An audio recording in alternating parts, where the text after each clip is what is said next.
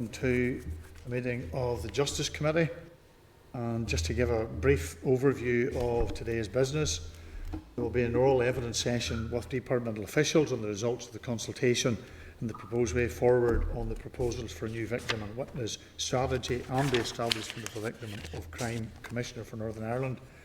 We have two statutory rules on the Northern Ireland Police Fund, Amendment Regulations 2021 and the Police Rehabilitation and Retraining Trust Amendment Regulations Northern Ireland 2021. We have proposals for 5 statutory rules to make various amendments to court rules, written papers on a number of issues including the implementation of the domestic abuse waiver for legal aid and youth justice issues, and consideration of the committee forward work programme for October and to December. Just to advise members that they are welcome to use the mobile devices as long as they are in aeroplane mode and all devices are muted. This includes members' tablet devices. They can connect to the Assembly Wi-Fi. Also, just to remind members that we are obliged to declare any financial or other relevant interests which might reasonably be thought by others to influence our approach to the matter under consideration. Any members who have interest to declare in relation to today's business should do so now or when the particular matter arises in the meeting. Any interest to declare? Thank you. No. Can I get the approval of members for the oral evidence session to be reported by Hansard? Agreed? Agreed. Thank you. Also, can I welcome the Deputy Chairperson to the committee, Sinead Ennis. Sinead, you're very welcome, and we look forward to working with you on the committee. And again, as I did at the previous committee, but just to rehearse, can I just pay tribute to the former Deputy Chair, Linda Dillon, who served on this committee, and wish her well in her new role back again on the Northern Ireland Policing Board. In regards to apologies, we have an apology from Emma Rogan, and also Sinead has to attend an online funeral and will join the meeting when that concludes. Okay, just to advise members that Rachel and Gemma are also joining us by Starleaf, and we welcome them to the meeting today. Doug and myself are here. Also, Peter Weir is to attend, and I see Robin has now joined us as well on Starleaf. So you're all very welcome. Okay, just to advise members that if any have indicated in terms of delegated authority of their vote under Standing Order 1156, Emma has delegated her vote to the Deputy Chairperson, and Sinead and Gemma have to leave the meeting early and have delegated their vote to the Deputy Chairperson as well. That brings us to agenda item 2, the draft minutes of the meeting held on the 9th of September. And I refer you to pages 5 to 22 of today's meeting pack for the draft minutes of the meeting, and ask members, are they content that the minutes are a true reflection of the proceedings of the meeting held on the 9th of September 2021? Agreed? Yep. Good. Thank you. And I will sign accordingly. Item 3 are matters arising. Item number 1, the Department of Justice further response on the review of the hate crime legislation in Northern Ireland. At our meeting on the 24th of June 2021, the Committee for Justice considered the Department's initial response to the findings and recommendations in the report of the review of hate crime legislation in Northern Ireland, published by Judge Desmond Marion in December 2020, and agreed to request a range of additional information. Judge Marion subsequently attended the meeting on the 8th of July to discuss his report, following on which the Committee agreed to request further information from the Department. At the meeting last week, the Committee noted a response from the Department providing the information requested following the meeting of the 24th of June, including the anticipated timeline for the delivery of key milestones for the legislative change. The Department has now provided the additional information requested by the Committee following the oral evidence session with Judge Marion, and this can be found at pages 24 to 28 of today's meeting pack.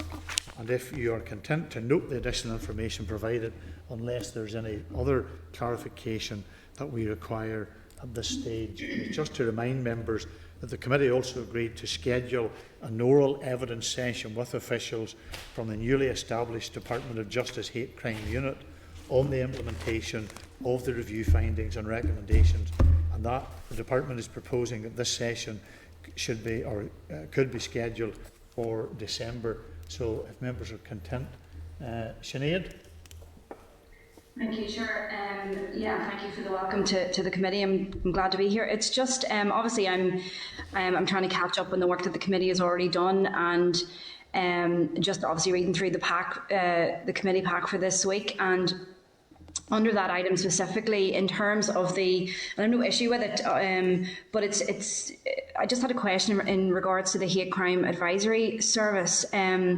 Just the bit in the pack where it talks about it being publicly tendered for commercial arrangement by April next year. And then it goes on to talk about how this can't be done in-house due to our budget situation. So I would just like a wee bit more information around how the department can advertise this as a 5-year contract, but yet we can't in-house because we can't guarantee the budgets year on year. So if we have more information at the session as you outlined in December, maybe that will come out at that session. But I would have a little bit of an issue around that, and I would really like some more information. Okay. We'll write to the department and seek that clarification. Okay. Thank you. Agreed. Thank you. Okay. That brings us into item 2, the committee forward work programme for September onwards. And the update of the committee forward programme, pages 46 to 49 of the meeting pack, and that's really just for noting. Christine, have you anything to say in relation to that? You content? No, there's an agenda item later on to discuss the work programme for come up to Christmas, so we can cover anything then. Okay, thank you. Item 3, the Justice Sexual Offences and Trafficking Victims Bill. Committee stage of the Justice Sexual Offences and Trafficking Victims Bill commenced on the 14th of September. The closing date for the receipt of written evidence is the 24th of September, following which the proposed timetable for scrutiny of the bill will be prepared for the committee's consideration. During the second stage debate on the bill, the Minister stated that she expects that the elements of this bill that had to be dropped will feature in a new miscellaneous provisions bill early in the next mandate, if non-legislative solutions cannot be identified in the meantime. And work, the Minister said in the House on Monday, was ongoing. I would appreciate if we could get the agreement of the committee to ask the department to outline what is the nature of that work, what it covers, and the timescales that we are looking at. Agreed? Great. Great. Thank you. There's another issue that, in relation to what came out on Monday, and maybe it's something, I'm not sure where we thought maybe we'd raise it later, but when it's on this issue, we might as well. And it was that I was concerned on Monday whenever there was. It wasn't in relation to this. It was in relation to the question time where the Minister was asked about the Troubles Disability Pension Scheme, payment scheme, and there was constant reference made to, now that this is operational, it's the responsibility of the Executive Office. And the Minister was always saying, well, that's now going to be responsibility.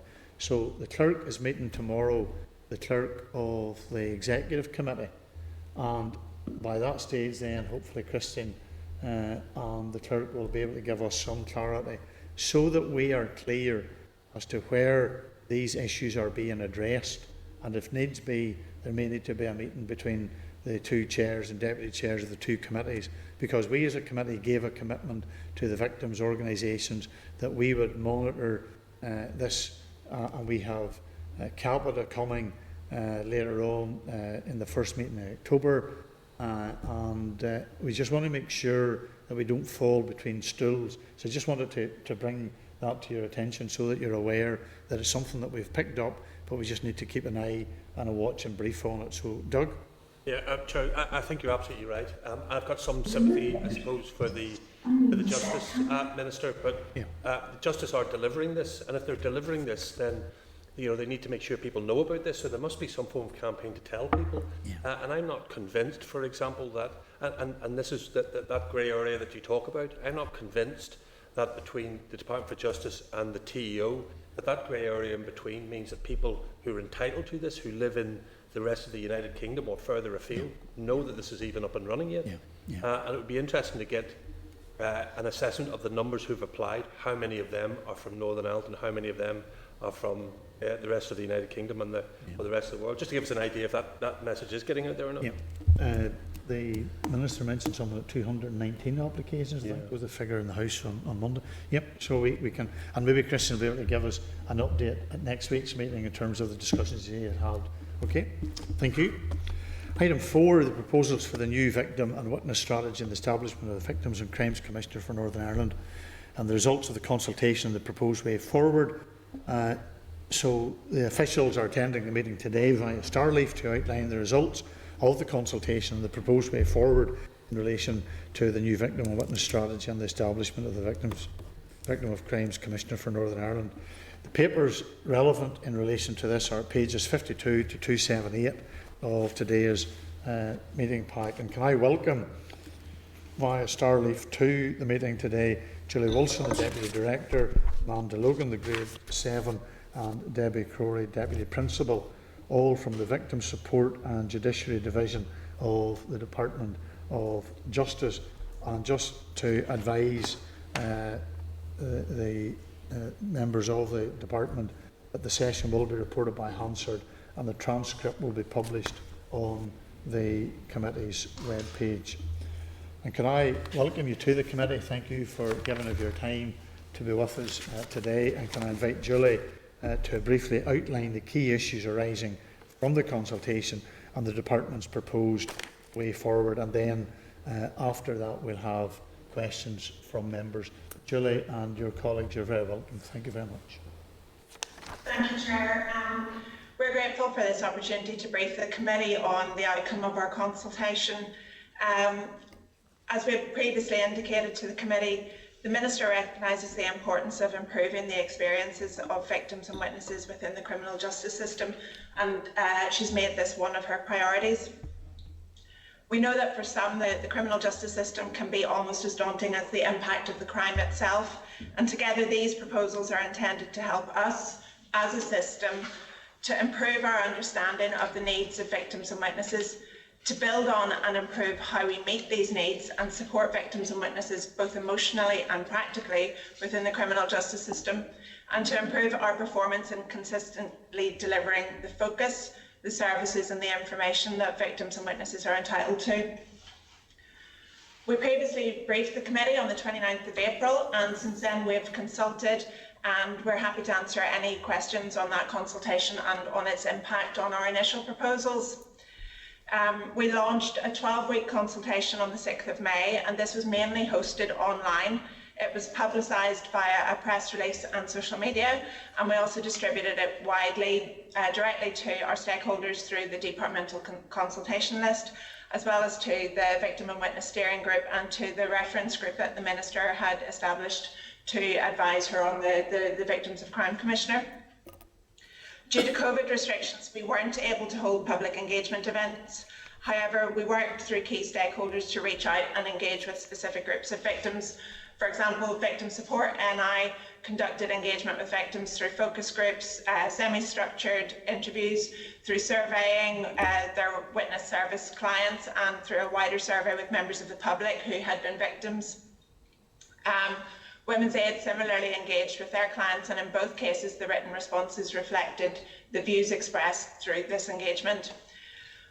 We also shared the consultation with a number of organisations that work directly with older people or with people who may experience a language barrier in order to ensure that they were also able to participate.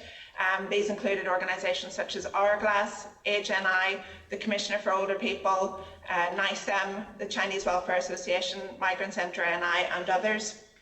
And also the reference group on the Commissioner had representatives from some of these organisations, and they had an opportunity to discuss their views on the consultation proposals directly with the Minister in June. We also sought support and advice from organisations working directly with children and young people on how best to engage them. We spoke directly with the Children's Commissioner's Office, the Children's Law Centre, NSPCC and Barnardo's. We know that a number of the responses from these organisations reflect the views of children and young people and the professionals working with them. However, we were also advised by some of these organisations that children and young people would be more interested and therefore more likely to engage on the implementation of specific relevant work streams rather than on high-level strategic proposals. And as such, we want to take steps to ensure that children and young people are appropriately engaged as we're progressing work under the strategy. We've provided you with a written briefing paper and a consultation report, which includes a detailed summary of the points raised in the consultation and our responses to these. So I'm not going to rehearse that detail here, although I think it's worth drawing out a few points for the committee. There were 35 responses to the proposals for a new strategy and 30 responses to the Commissioner proposals. These included a number of responses from individual victims or from the family members of victims, as well as professionals working directly with victims, and detailed written responses from a range of organisations. On both sets of proposals, there was strong support for what was set out in the consultation. I'll start first with the victim and witness strategy. Consultees were invited to comment on the proposed content and to highlight any perceived gaps.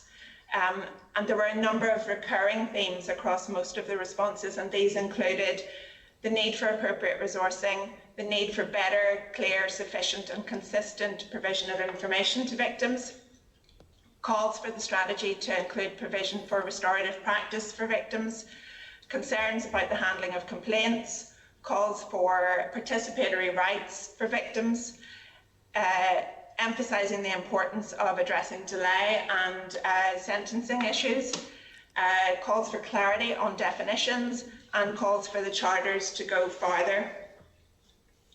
In most cases, these themes reinforced issues that had already been identified and that we were already seeking to address through the strategy, and so in many cases no further revisions were needed. With some of the issues raised, whilst this strategy doesn't include any specific actions, the issues are already being met under separate work programmes.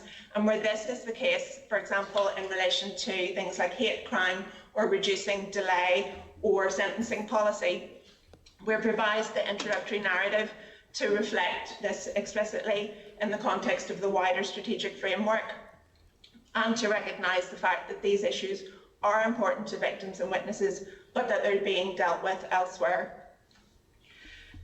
We also made a number of revisions to the mission statement and the strategic aim, and some to the objectives and actions under the strategic priorities. And where we've done this, we've highlighted these changes in the consultation report. If I turn to the Victims of Crime Commissioner, members will be aware that the Commissioner is intended to help drive improved outcomes for victims by providing a voice for victims, identifying and promoting good practice, reviewing the adequacy and effectiveness of the law and practice, including the operation and the delivery of charter entitlements, directing complaints and monitoring outcomes, undertaking or commissioning research, and advising and making recommendations to government and statutory authorities. In doing so, the Minister has also asked that the Commissioner should consider these functions through the specific lens both of victims of hate crime and victims of domestic abuse. Our consultation sought views on the principle of establishing the post, as well as the detail of the role and the functions and its delivery. Again, we've included detailed responses in the consultation report, but the broad emerging themes in general related to the independence of the Commissioner, legislative powers, again resourcing, that the Commissioner should be informed by victims' needs, that the Commissioner's remit should go beyond criminal justice, their ability to hold statutory authorities to account, and their ability to work with other commissioners. Again, we've carefully considered and analysed the responses received and concluded that the role and functions as set out in the consultation are appropriate, and for the most part that they already address these broad themes that have been raised.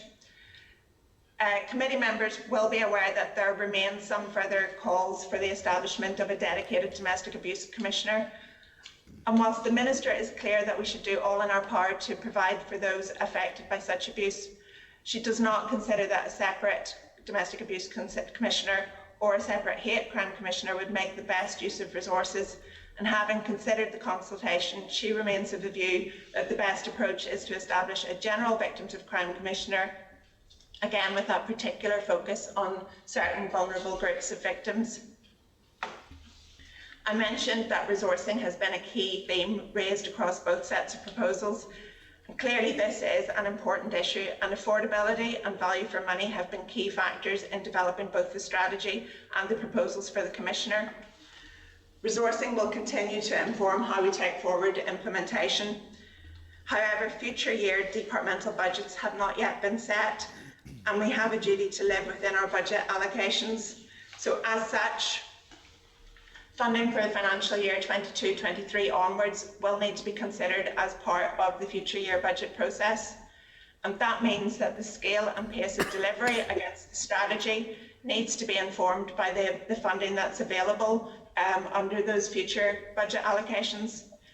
Likewise, in relation to the Commissioner, while we're able to proceed to appoint a Commissioner designate, the level of policy and administrative support that we'll be able to provide to the Commissioner will be subject to available funding through the future departmental budget allocations. Where budgets are constrained, the Minister has indicated that the Commissioner's role in helping to scope and inform the role and powers of a statutory Commissioner should be prioritised. In terms of our proposed next steps, after analysing the responses and subject to any views raised here today, we believe that we are now in a position to finalise both the strategy and our proposals for the Commissioner. Subject to your views, we hope to publish the strategy as revised shortly after today's session and then move into an implementation phase. Again, subject to any views raised today, we would hope to initiate the public appointment recruitment process for the Commissioner within the coming weeks on the basis of the role and functions set out in the consultation proposals. The aim is for the appointment to be made before the end of the current Assembly mandate. Chair, I'm conscious that I've only dealt with these issues at a high level, and so if there are any further questions on the detail, we'll try our best to answer those. Thank you. Thank you very much, Julie, for that and for the information that's been provided to us. A number of initial questions, and then if there's any members have questions, then if they could indicate. Could you maybe give us some sense of how the reference group was established? I wouldn't be a cynic in any of these things, but I always have a suspicion as to how we get a reference group which is reflective of Northern Ireland. Whereas sometimes when you look at who's on reference groups, it can be some of the same organisations just regurgitated.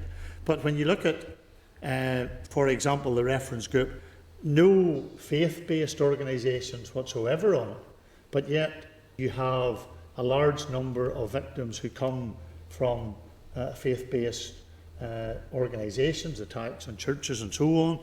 I'm glad to see the Age Northern Ireland was there, but yet, and correct me if I'm wrong, but I don't see that there was anything that had come from the Older Persons Commissioner in relation to this, and what role that sector, obviously who are very vulnerable in terms of identifying other vulnerable groups. Sometimes we use this very broad descriptor of vulnerable groups, but there are groups out there who are not necessarily always reflected in some of the decisions or strategies that are brought into being. So maybe just how that reference group was brought together. So the reference group was established. It was about a year ago that we first took steps to set up the reference group, and they and they met a number of times during the autumn last year and then reported to the Minister in December. In setting up the group, I don't have the details of the full membership in front of me now, and I believe you're right that faith-based groups weren't included, and I don't believe that was by design.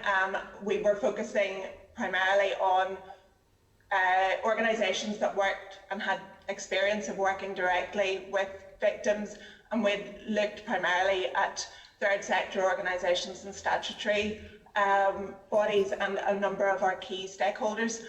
On the point about the Commissioner for Older People, the Commissioner for Older People, that office was represented and did take part in the reference group along with HNI and I think other organisations that supported older people and other organisations that maybe supported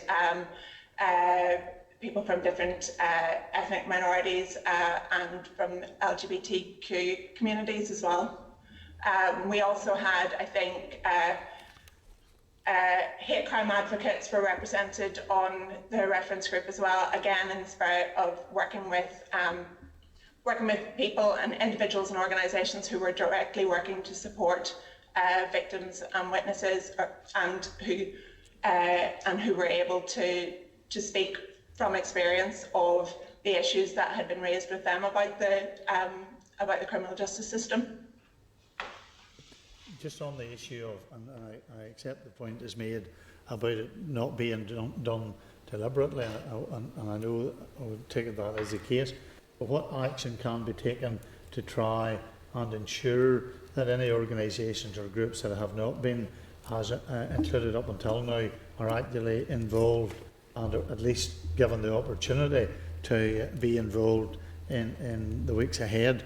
And secondly, there's always been a concern about the issue of duplication between CGI, other bodies and Victims Commissioner, and how that can be practically addressed.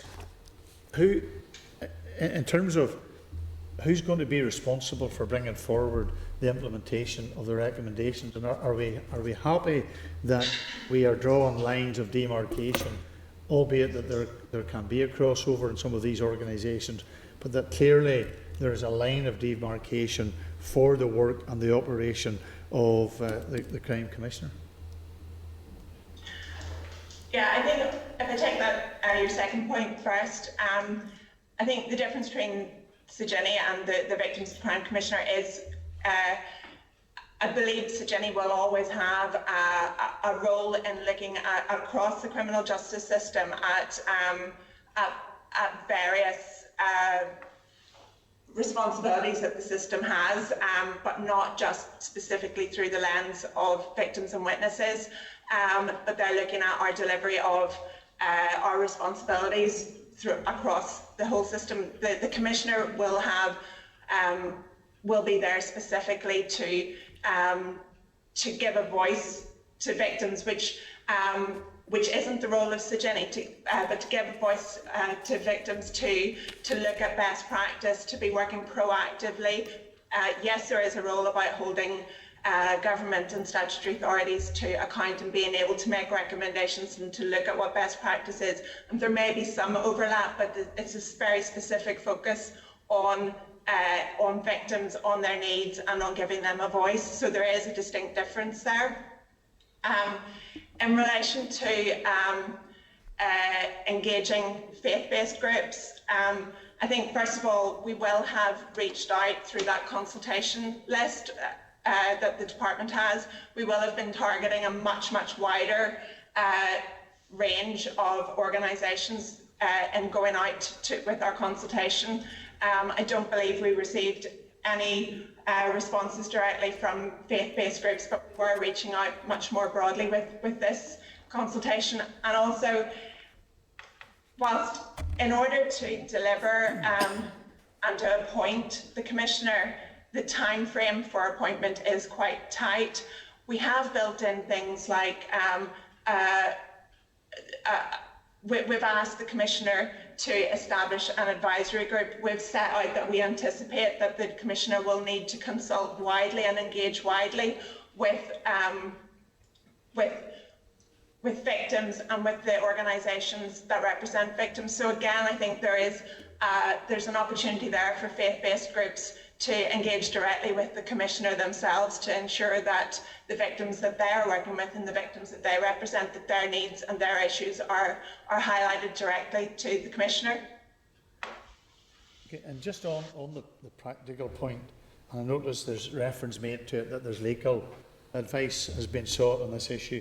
You'll remember that this is an issue that was raised previously by the committee, and it was to provide an update on the current considerations regarding whether the non-statutory Commissioner designate will be excluded from applying from the statutory position, and where are we at in regards to that issue? Chair, we've taken legal advice on that, but we still need to agree a final position with the Minister, and we will want to, in doing that, we'll want to look at issues around whether a Commissioner designate would be given a potentially an unfair advantage. So those are the issues that we still need to discuss with the Minister. Okay, and on the other point aligned to that, around the proposed time period for the non-statutory Commissioner of 3 years, with the possibility of an extension for a further year, it would seem, is that normal in terms of appointment, or what was the rationale for the 3 years with the extension for a further year? The rationale was really to allow, I mean, one of the things that came out from our discussions with the reference group was that actually a Commissioner designate would be really important and play a really important role in scoping out the role of the statutory Commissioner and helping to inform that, not just in terms of kind of what powers, etc., but really kind of the kind of the breadth of the work. So I think the 3 years is to allow the Commissioner to properly engage with victims, to properly scope out that work, and then also there will need to be time built in to bring forward legislation, but we want that legislation to be informed. We don't want to be doing it without having the benefit of the insights that the Commissioner designate is going to be able to glean from actually doing the job. So we've set 3 years as a reasonable time frame, and really the additional year is, because we can't predict things like the legislative programme and things like that. So, but the intention of the initial 3 years is to allow the Commissioner to get to grips with the role, to begin to do that scoping work, to look at what the priorities are, to look at what the issues are, and to be able to inform the development of proposals for legislation, which we would then consult on and then need to bring through the Assembly. And obviously the Commissioner designate will need to be in post throughout that process. Okay, thank you, Julie. We're going to go to members now. First of all, Peter Weir, and then Gemma, and if there's any other, and then Rachel. Thank you. Thank you, folks. That was very useful by way of a presentation. I suppose a couple of points I just want to raise. Jared covered a number of important issues. I suppose if we're looking at processes, if we're looking at the overall issue of, and I appreciate the focus on the establishment of the Commissioner itself, which I think everybody broadly would be content with that, a general direction of travel. But if we're looking at particularly a victim strategy, I'm just wondering to what extent has consideration been given as part of that strategy, and indeed scoping out what people are looking for on the issue of judicial review, delay, because again, I suspect that one of the major complaints at times victims will have, probably not confined just to this jurisdiction, but saying that for the ongoing trauma of being both a victim of crime and then the point at which actually that comes to a final conclusion in terms of a court case from that point of view, and there can be quite a lengthy delay between the two. So I wonder, as part of the strategy side of it, what level of exploration has gone on the issue of delay, and how the centrality of that in terms of a broader strategy? First question, just. No, absolutely. absolutely recognise, and it's consistent. One of the consistent pieces of information that delay in the criminal justice system does have a real impact on victims and witnesses, and we absolutely recognise that. Whilst we haven't included very many.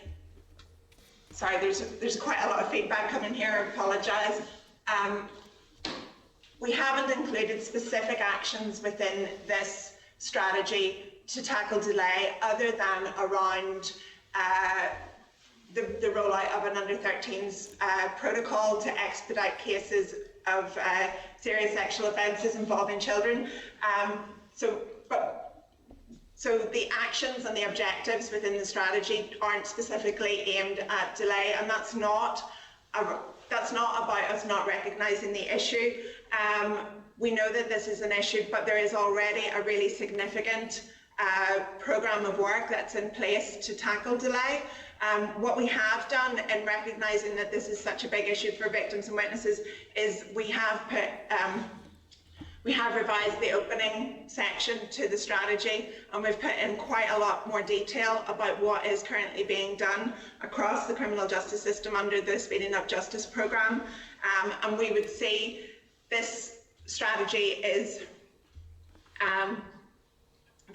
needs to be seen within that wider context. It doesn't exist in a vacuum, but it exists in this wider framework of other strategies, all of which will have some impact on victims, but the programme of work, which is specifically about tackling delay, is sitting outside of this strategy, but we have referenced it. So that does include things like the introduction of case progression officers, the committal reform bill, which you'll be aware of, initiatives like the disclosure improvement plan for Northern Ireland, the review of the indictable cases process for sexual offences. So there is a huge programme. It is one of the department and the criminal justice system's priority is around speeding up justice, and we recognise also that the impact of COVID has also had an impact on the speed of cases going through the court system. But there are measures that are in place to tackle those. We haven't duplicated them here within this strategy, but we have referenced them, and we've referenced them more explicitly as a result of the consultation. Second 3 points I want to raise. Obviously, we've mentioned that there's a level of uncertainty moving forward in terms of budget side of things. Yeah. And I suppose there is, in terms of taking this step by step, good sense in looking at somebody going to be in an interim position, doing a scoping amount of work as to what then the final position.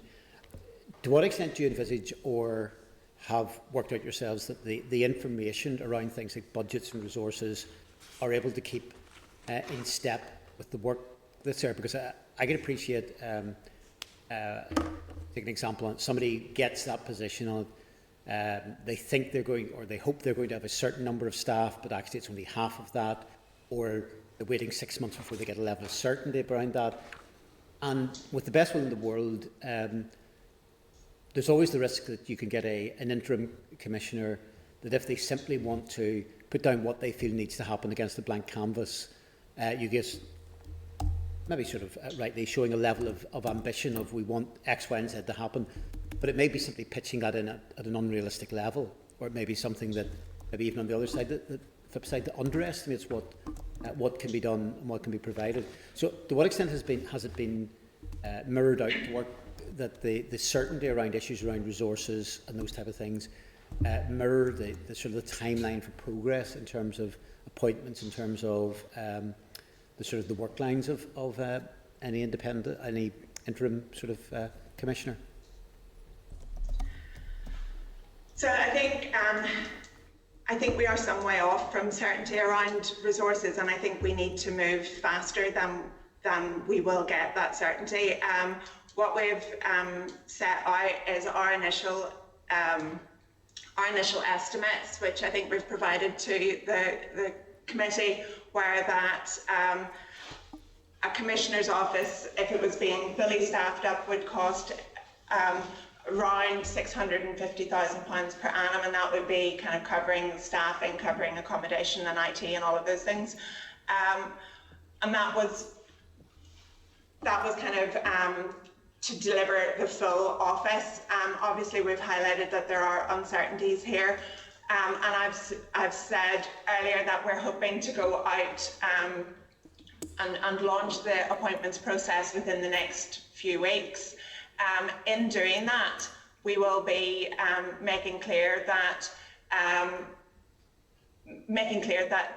there is an uncertainty around the level of policy and administrative support that will be available. We may need to start with a scaled back model. The intent will be that the office would subsequently be reinforced as funding becomes available, but because we don't have sight of what the budget allocations are at this point, we can't make any assumptions. So we will be making clear that this is the aspiration, this is the direction of travel, but we may need to start with a scaled back office and build incrementally.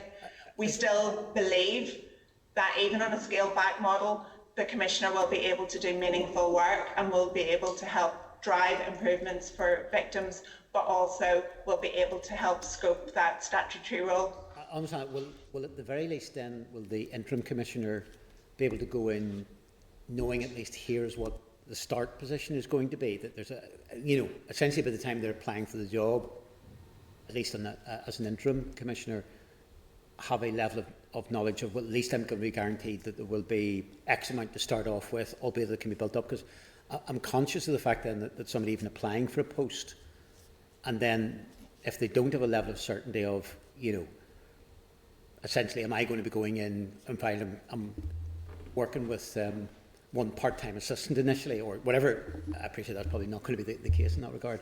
Or am I going to be going in, there's going to be initially 8 of a staff, 10 of a staff, or whatever.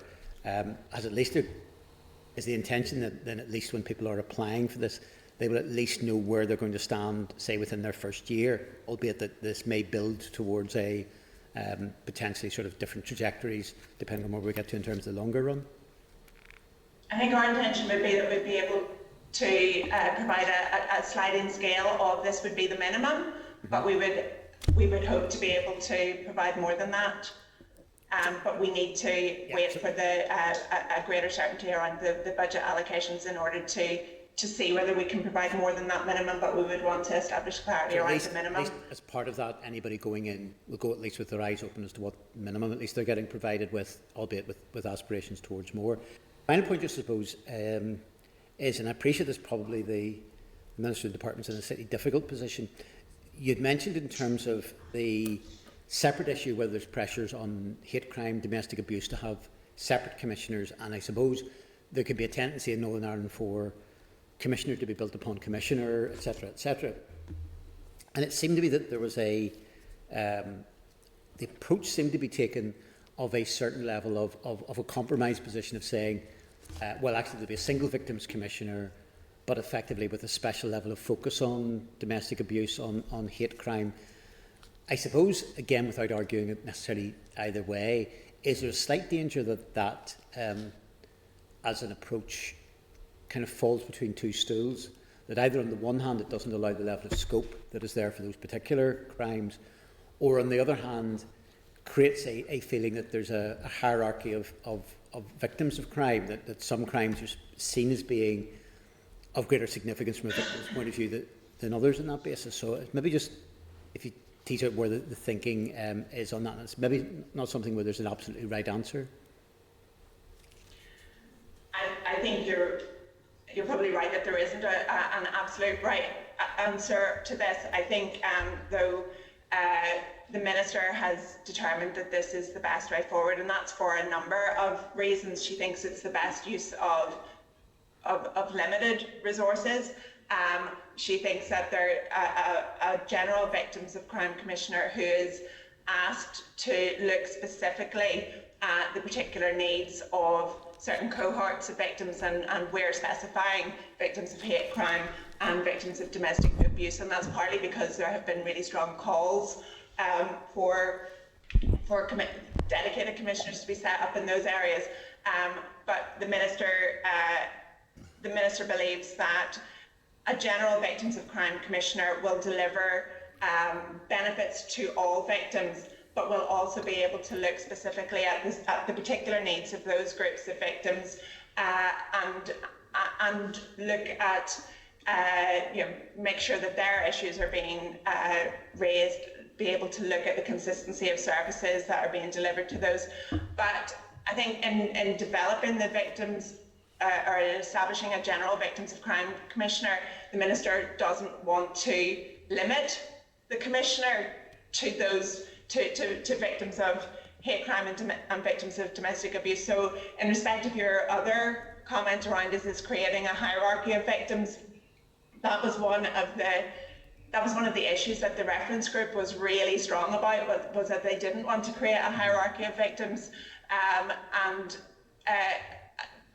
What we have set out in our proposals is that the Victims of Crime Commissioner will be able to set their own priorities, and they're only going to be able to do that by reaching out and engaging with victims more generally and looking at, well, what other kind of groups have particular needs or are particularly vulnerable, and that might be because of the nature of the crime, or it might be because of the nature of the demographic, but it'll be for the commissioner to look at how they set their own priorities. So it's very much not about having a hierarchy of victims, but it is about looking at the needs of particular victims and responding to those needs according to priority as the commissioner sees them.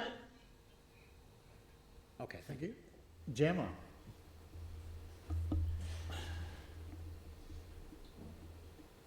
Thank you, Chair, and thank you for your presentation. Can I just ask, what is your view on the proposed Commissioner being able to scrutinise and advise other departments and ministers?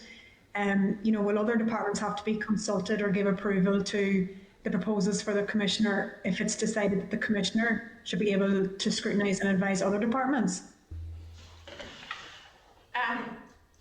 Well, I think the first thing I would say is that the Commissioner obviously isn't going to be a statutory Commissioner at this point, so they won't have powers to compel or powers to scrutinise as such. However, the fact that they are in public office, I think, gives them a huge amount of influence. We have set out that we recognise that we want and we believe the Commissioner's focus does need to be on the criminal justice system, and that's our priority, but we recognise that the needs of victims quite often will go beyond the criminal justice system. We recognise that there are, in particular, there's a big read across to the work of the Department of Health, and the Minister has spoken to the Health Minister, who has acknowledged that a Victims of Crime Commissioner would have would be able to look at the needs of victims in the context of health, and he has accepted that his department would want to engage and listen and cooperate with such with the Commissioner. We've also set out in the consultation report that we recognise that whilst we absolutely don't want to duplicate the work of other commissioners, we recognise that there may be benefits in the Commissioner working with other commissioners, or working, for example, with the mental health champion on areas where there is common interest, and we would anticipate that in particular might be one way in which they can look at the role of other departments. But specifically in relation to powers to scrutinise, that would be something that we would want to engage further on and consult on in much more detail when it comes to actually establishing the statutory role, because obviously for that would become a cross-cutting issue at that point, and we would need to be going to the executive to engage the executive on that. Okay, thank you. No, I'd say maybe working with other commissioners in terms of communication would be key, but you just don't want to be stepping on toes or anything. So, no, I appreciate that answer. Thank you. And thanks, Chair. That's my questions. Thanks, John. Rachel? Thank you, Chair, and thank you for your presentation and the answers so far. I just want to pick up on something that Peter had discussed with the designate commissioner, and in terms of funding and resourcing. So the idea or the plan is to go out to hire, I suppose, a designate commissioner for the start before the end of the mandate. So does that mean that funding is within this year's budget for that office to begin? So we're confident that we can go ahead and make the appointment. We do need to do some further work to establish the level of budget that will be available. There are current uncertainties. We're hoping that we'll have a bit more certainty, but in going out and advertising the post, we will be highlighting the uncertainties, and as I said, we would want to give an indication of this would be the minimum resource that would be available, but we would be working to increase that where funding becomes available and where there is more clarity. But we're confident, and the Minister has prioritised and said that she wants the appointment to go ahead within this mandate, and we will be able to do that. Thank you. So in terms of funding the office and having somebody in place before the end of this financial year, that would mean that there would be money available within this year's budget for that post? Yes, and the Minister is prioritising that. And that would obviously need to then be, that minimum would then be a recurring commitment for the duration of the post, so it would need to be found in future year budgets as well. Yeah, certainly would need to be at least minimum ring fence then, given it, so the contract in it. Okay, so just to clarify, it's the intention that the designate and the intention long term that the statutory commissioner would report to the Minister of Justice. Why the Justice Department and not the Executive Office? Well, particularly for the Commissioner Designate, we see the priority here is about victims of crime within the criminal justice system, and what we are striving to do is improve the experiences of victims of crime within the criminal justice system, and therefore it is appropriate that it would be within that they would be primarily advising the Minister of Justice, and that the sponsorship would sit with the Justice Department. As I said, we'll want to look at the role in relation to other departments in the context of the statutory commissioner, and that's something that we'll want to engage further on and consult on in more detail with other executive departments. But at this point, the focus is very much on improving the experiences of victims of crime within the criminal justice system, and it's aligned very much with the victim and witness strategy, which again is our focus there is on getting what we're doing within the criminal justice system, getting it right, and making those improvements, making those enhancements, so that the criminal justice system itself isn't traumatising victims. Thank you. I suppose that's a massive amount of change needed for the criminal justice system writ large to stop, with the impact, or look at the impact on victims and witnesses, given it, the adversarial nature of it. But that's a whole different matter. I'm just wondering, indeed, just a couple of details. Is the Department of Health a member of the Victim and Witnesses Steering Group? Not yet is the short answer. We've discussed this at the steering group, and essentially what we wanted to do, what the steering group agreed, was that we wanted to kind of do a bit of a mapping exercise to look at where the big touch points were with health, but also to look at the kind of the longer victim journey really and then use that mapping exercise to inform, being able to reach out to the Department of Health and invite them to attend, but on these particular, these are the issues that we have identified, and we just haven't been able to do that mapping exercise yet. It's very much something that we intend to do, but we haven't had the capacity to do it. That said, we do work closely with the Department of Health, and there are other related groups where we're working collaboratively. So we have a steering group which is looking at the Gillen recommendations around children, and Health Department is represented on that. We also, the Department of Justice is represented on the Child Protection Senior Officers Group, which is chaired by the Department of Health. So we do work really closely. We do intend to invite Department of Health, but we want to do that little bit of mapping work first, just to inform where the key touch points are and how best we engage. And like I say, it has been a capacity issue really that we haven't been able to do that yet. No, that's fine. Thank you very much. Another one that was in the strategy, and I mentioned in some consultation responses, is the rollout of the remote evidence centres across Northern Ireland. And I know there had been work done, and the committee had been informed of it last year, earlier on this year. But if they have any information about where these remote evidence centres are, and is there a strategy behind this, and is that going to be included within this strategy going forward?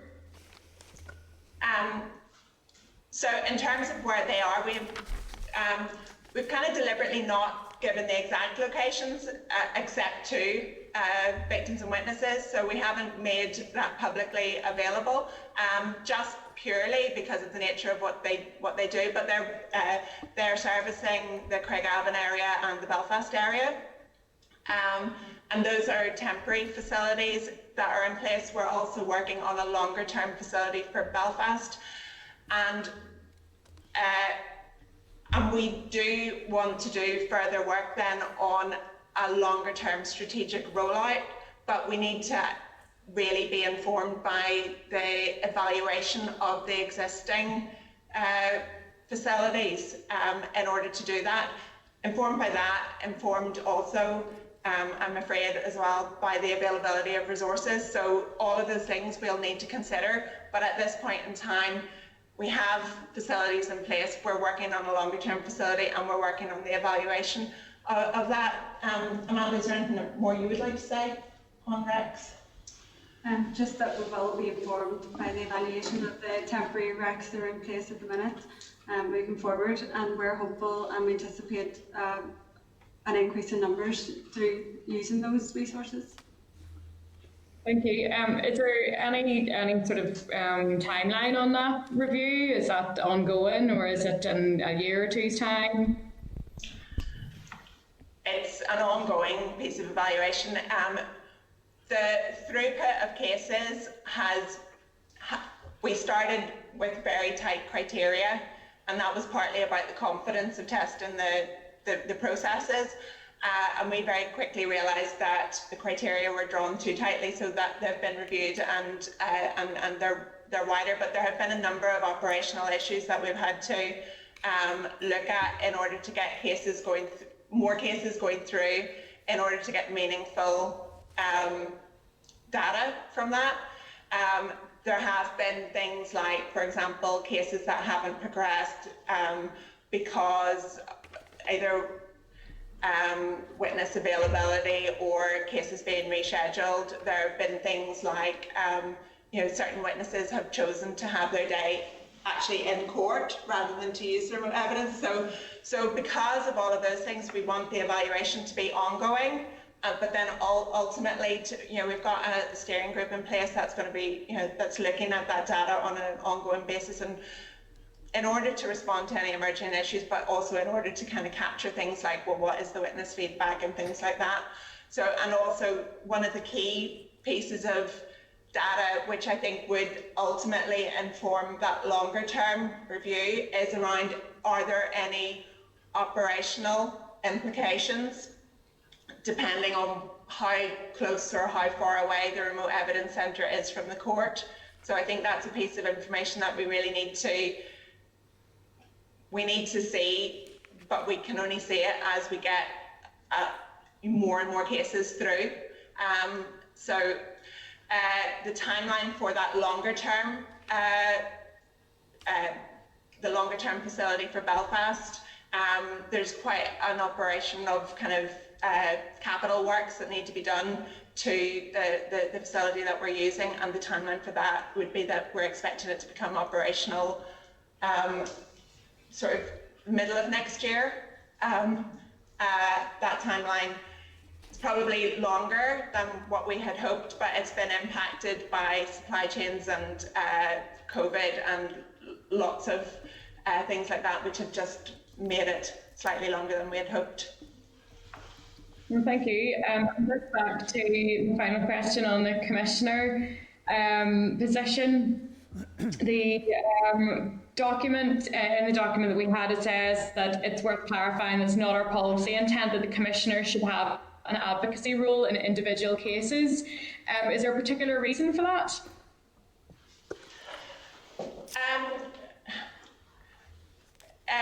There are other, we think some of that is already being done by other organisations, and we don't want to duplicate that. So that's one of the reasons. And the other reason is also will be around best use of resources and affordability. An advocacy role in individual cases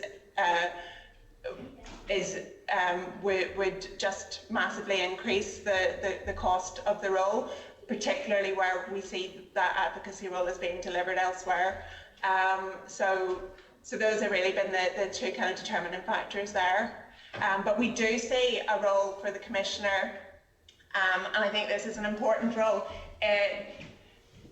in not championing complaints, but actually I think any victim of crime would expect to be able to go to a Commissioner and say, I've got a complaint, and the Commissioner be able to direct them to how to make that complaint. So we see a role for the Commissioner there, but also a role for the Commissioner in kind of almost having a helicopter view of what those complaints are. So they're seeing them coming in, they're seeing them being dealt with, so they're able to identify, like, there's actually a system issue here. It's not just an individual case, but this is coming up over and over again.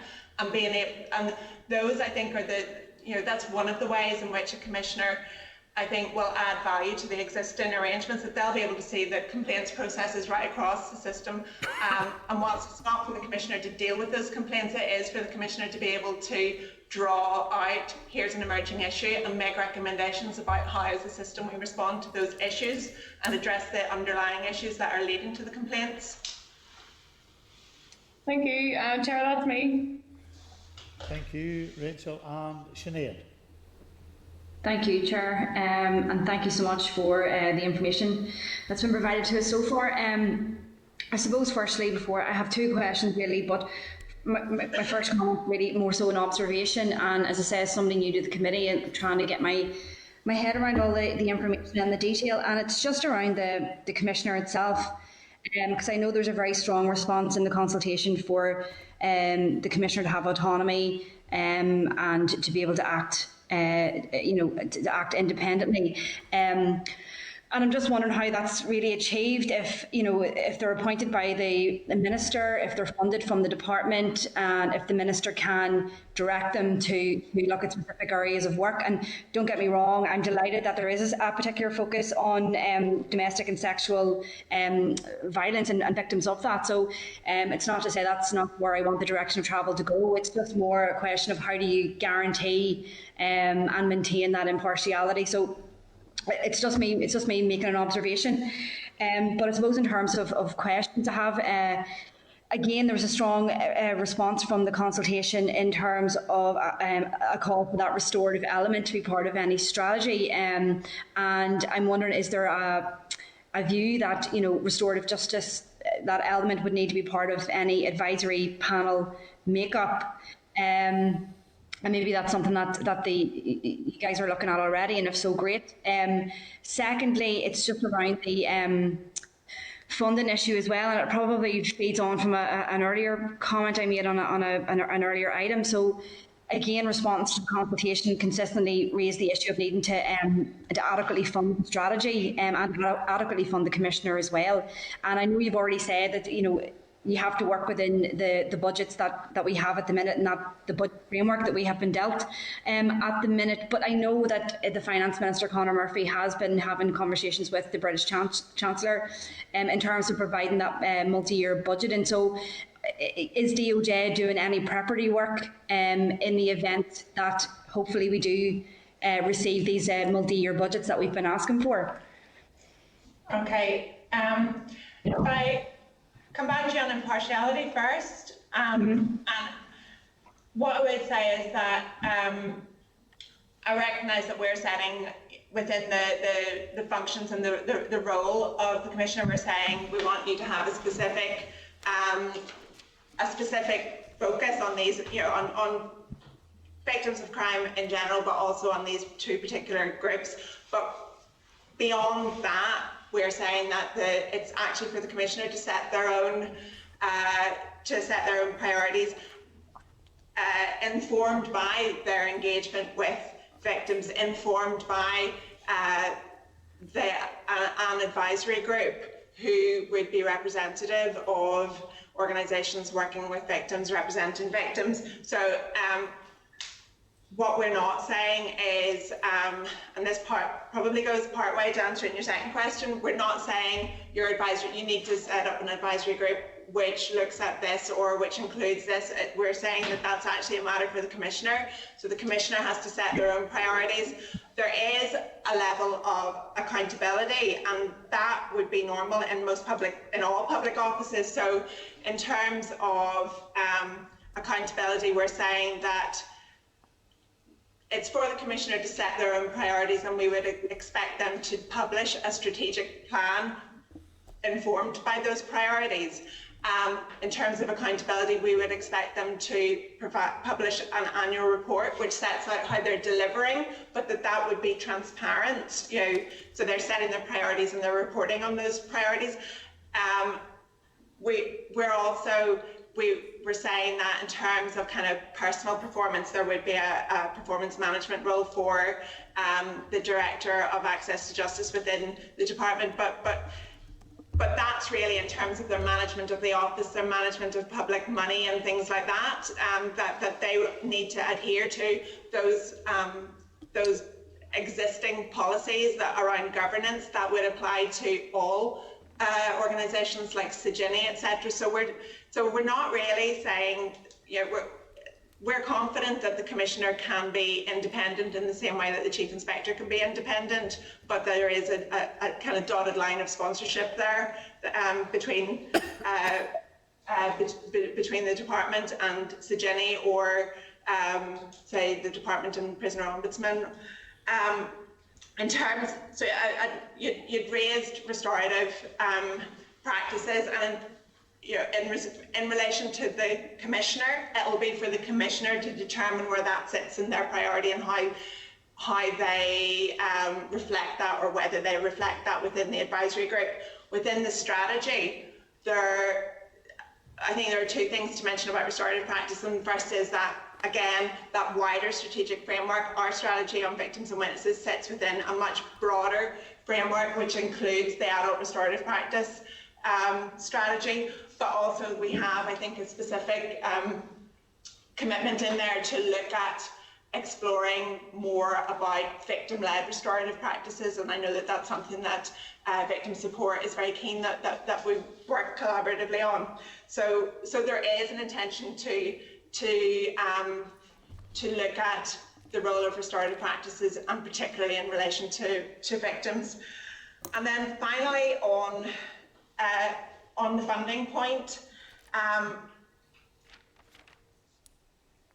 guess I would just come back to the fact that we know that discussions are ongoing about budgets. We don't know what we are going to receive as a department.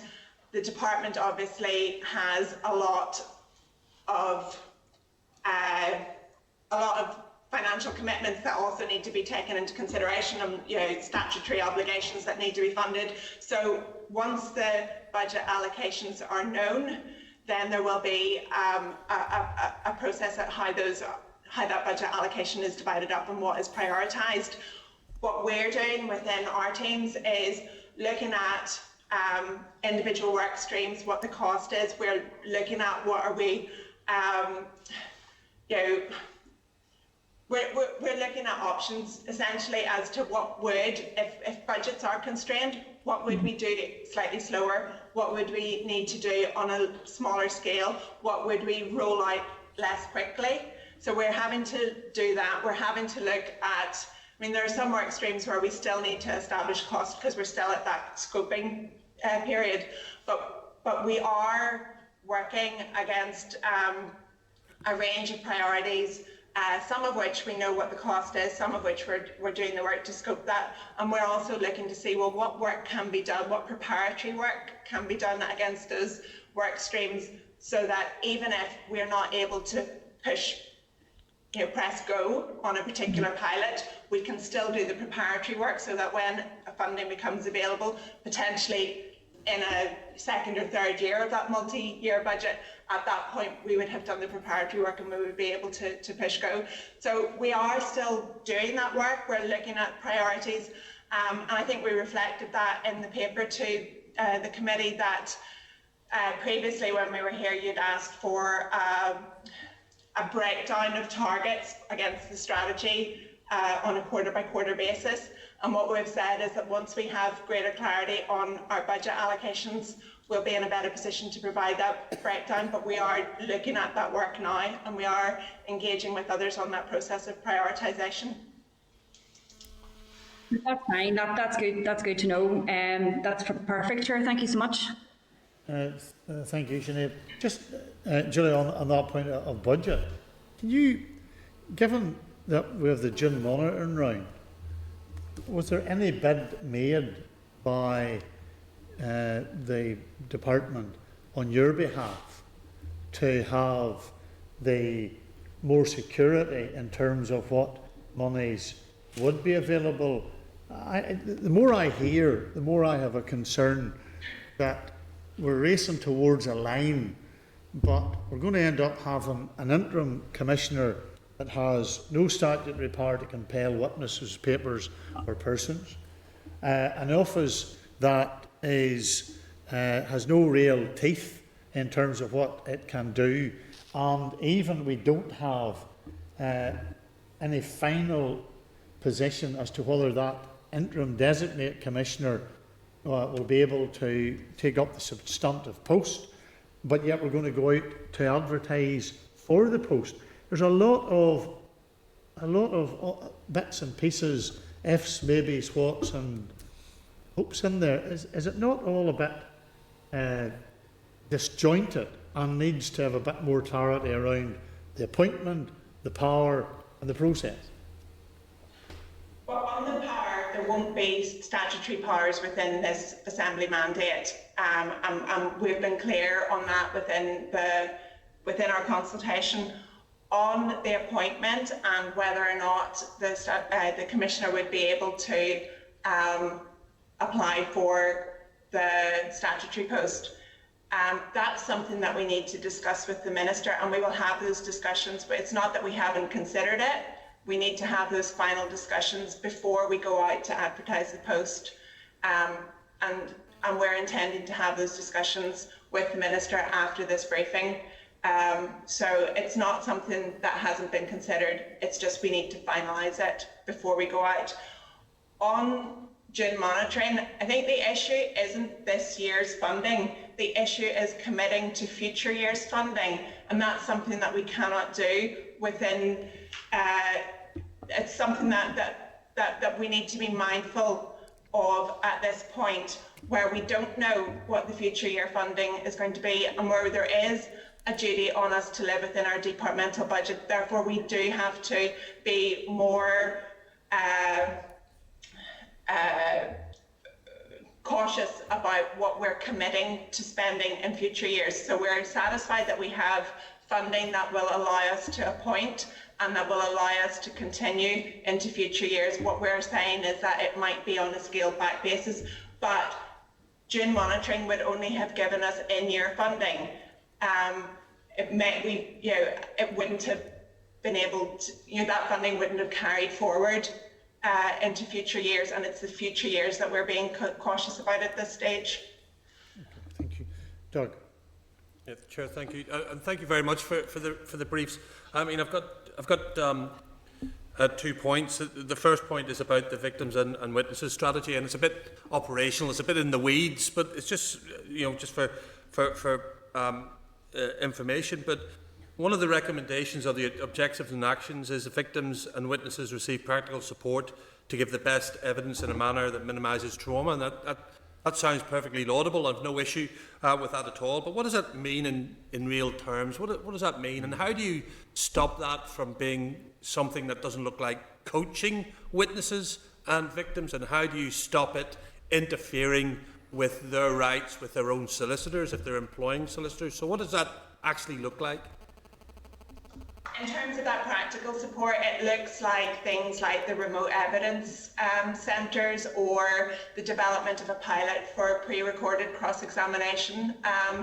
So those are things that we have said that we want to do under this strategy. There are things that we're doing under the Gillen review, but they are things that actually, one of the things I think that comes through in a number of reviews is that actually giving evidence in the court building can be traumatic and can be daunting and can hamper someone's ability to feel that they're giving the best account of themselves. So it's not about coaching, but it's about providing an environment, a practical environment that will remove the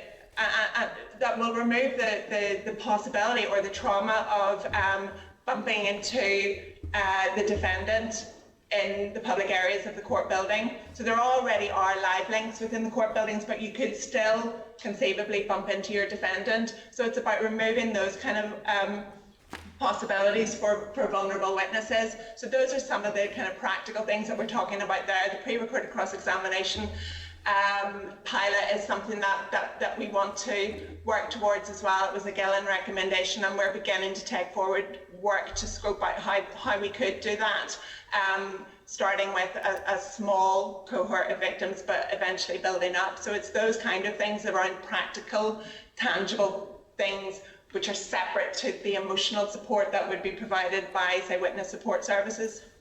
Okay, and that makes sense, and thank you for that. And I suppose, an add-on to that, and it maybe leads me into my second point, which is a slightly wider point, just to get a thought on, and that is about witnesses, of course.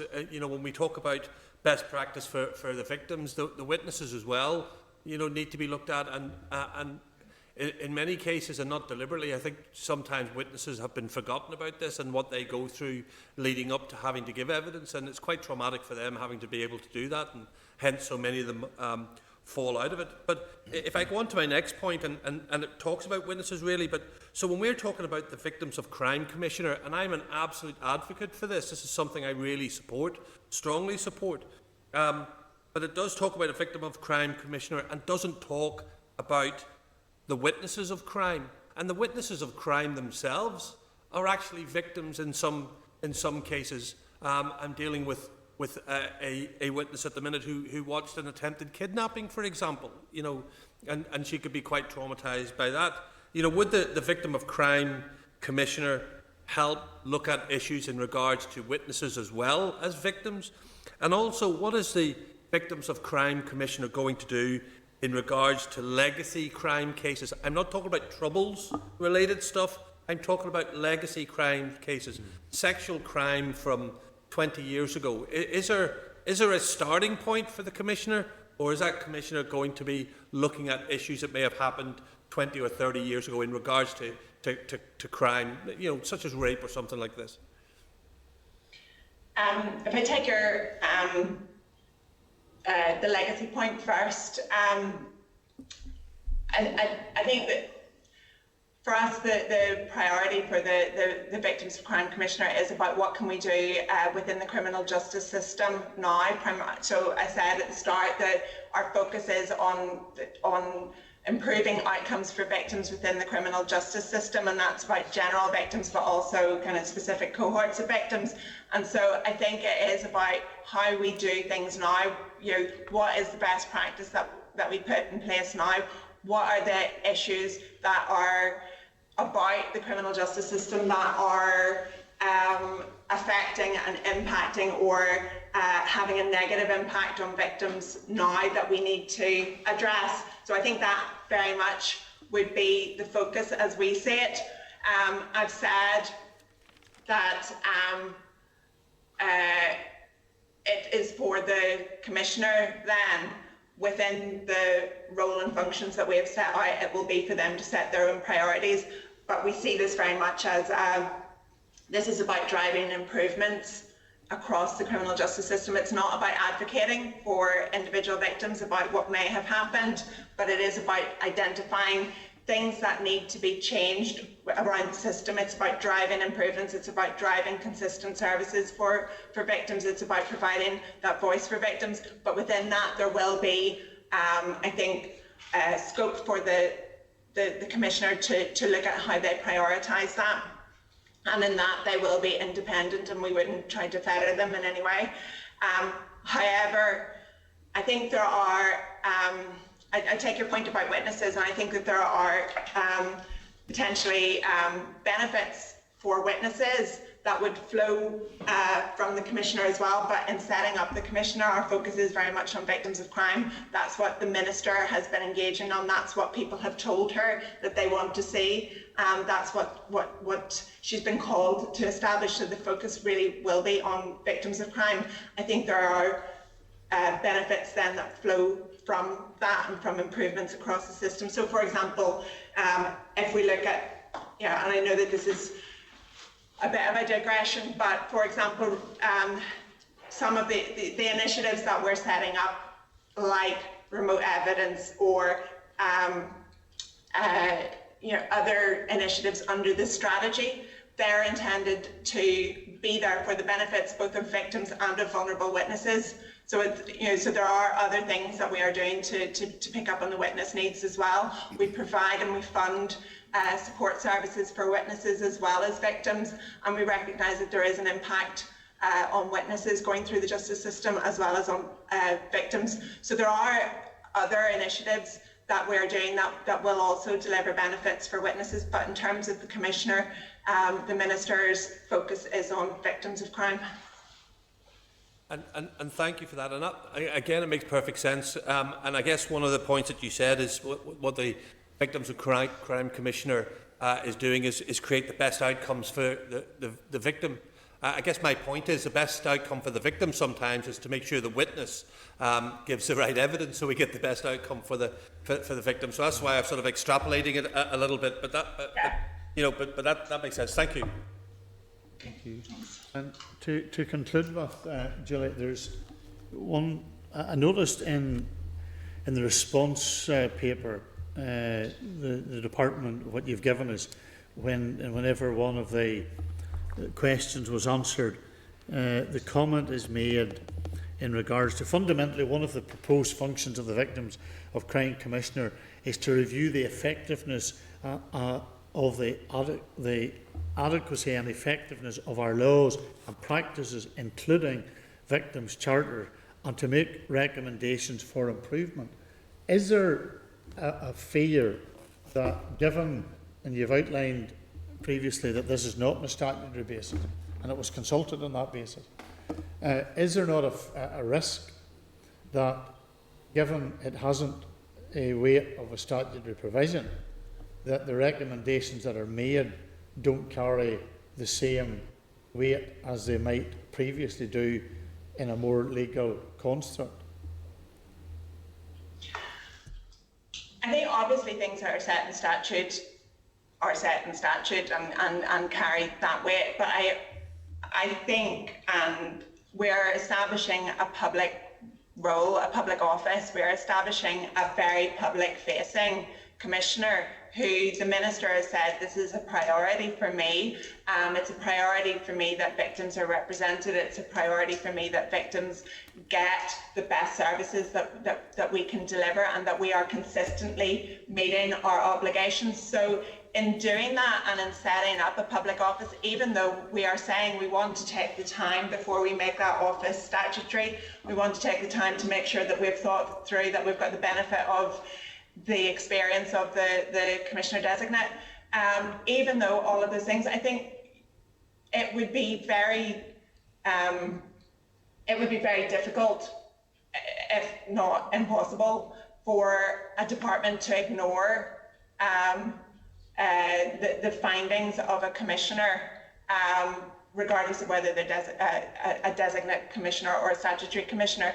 If we had set up and established a commissioner and said, we want you to tell us and advise us on what needs to change, and we're setting you up as a public independent body, I think with that, then there is an obligation on us to listen when that body highlights things and makes recommendations for change. We are obliged to listen to those. We're obliged to respond to them. So I take your point that a statutory commissioner locks that into statute, but we're not intending to create a toothless commissioner designate. Yes, they don't have those statutory powers, but they wield a lot of influence. Members, no other questions. Can I thank Julie and her colleagues for the information that they've provided to us for the committee today and on today's presentation. And Julie, would it be, could I ask on behalf of the committee that you could maybe keep us up to date as to what are those discussions that you ultimately or subsequently will have with the Minister around what will be in the advertisement for going out and how we'll square the circle in relation to the position of the interim designated commissioner on the back of whatever the legal advice is that you receive and subsequently act on. Absolutely, we will do that. Okay. Okay, thank you very much and thank you for your time. Thank you. Thank you. Thanks. Okay, members, thank you for the questions in relation to that. Clearly, I think there's more, but we'll keep an eye on that as the weeks progress. And can we just note the results of the consultation provided by the department and whether there are any other views that you think we need to reflect in terms of today's session with the Minister. Maybe I could just put a couple of things on. One is whether we're content with the proposed victim and witness strategy and whether we wish to submit any views or comments or require any further information following today's session. No, happy enough.